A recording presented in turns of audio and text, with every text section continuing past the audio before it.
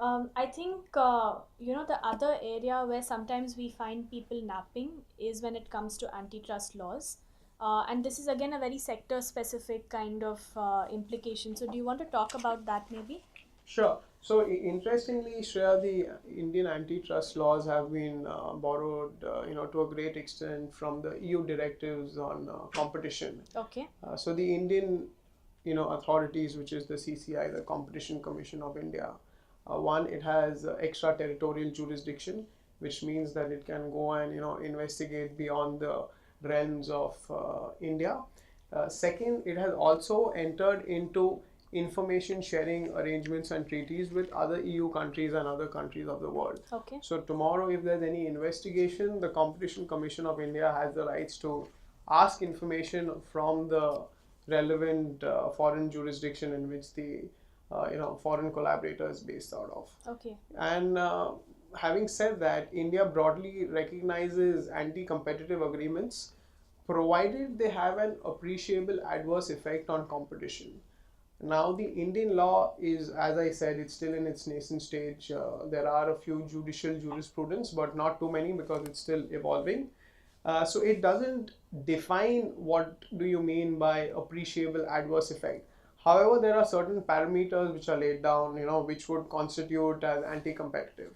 So certain, contracts on technology collaboration in relation to exclusivity or, exclusive service arrangements or exclusive supply arrangements. We just need to be mindful that when we are entering into such agreements, we, are wary of the provisions of competition law being attracted.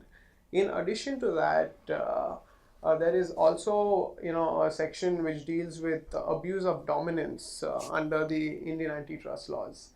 Now, having said that, having a dominant position is not wrong or is not in violation of Indian competition laws or Indian antitrust laws. Abusing that dominant position is wrong.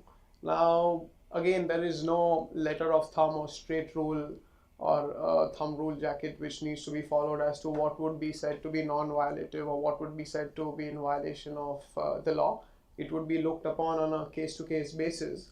But the thumb rule is that if you're a dominant player, then you need to be mindful of the market territory you're functioning in, the pricing, the dominance which you have on the other players in the market. So what I want to tell the participants on this call is that if you're a large European conglomerate and you're entering into the Indian markets, whereby you're going to have a dominant position or you're entering into some exclusive relationships with your Indian counterparts, you need to be mindful of the antitrust laws in India, and it's best that you seek legal or relevant advice to ensure that you're not in violation to provisions of antitrust law. In addition to that, the law also speaks about combinations when there is an M&A or a joint venture involved. But for the purpose of this event or this webinar, I think we would take that for another event, not for this one. Ruchi, based on your experience, dealing with European companies doing in business in India, would you want to add anything on the antitrust law front? Yeah, I mean, on the point of dominance, as you mentioned, typically multinational enterprises consider superior technology as an advantage to compete in emerging and challenging markets like India. So having a dominant position or is, as you mentioned, is not bad, but an abuse of dominant position is what can lead to challenges. As you already mentioned, we have an antitrust regulation which is just 5 years old. It's at a very nascent stage.